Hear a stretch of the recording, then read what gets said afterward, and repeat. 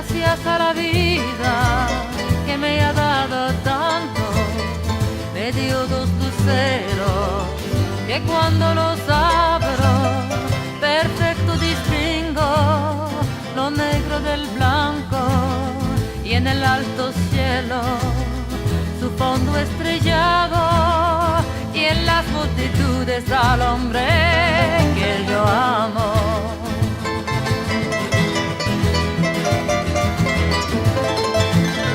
Gracias a la vida que me ha dado tanto, me ha dado el sonido y el abecedario, con él las palabras que pienso y declaro, madre, amigo, hermano, y luz alumbrando la ruta del alma del que estoy amando.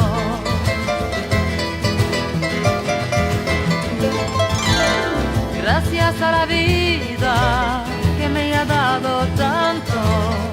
me ha dado el oído que en todo su ancho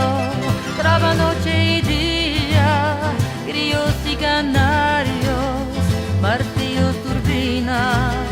ladridos, chubascos y la voz tan tierna de mi bien amado.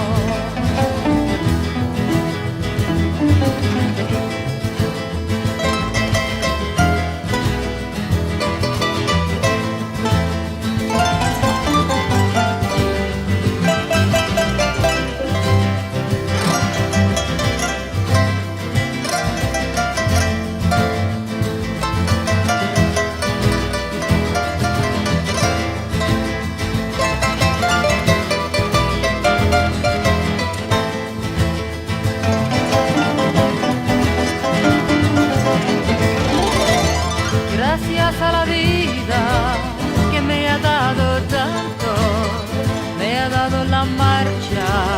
de mis pies cansados, con ellos anduve ciudades y charcos, playas y desiertos, montañas y llanos, y la casa tuya, tu calle y tu patio.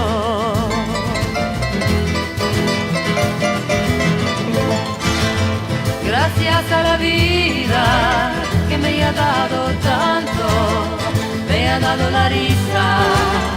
me ha dado el llanto, así yo distingo dicha de quebranto, los dos materiales que forman mi canto,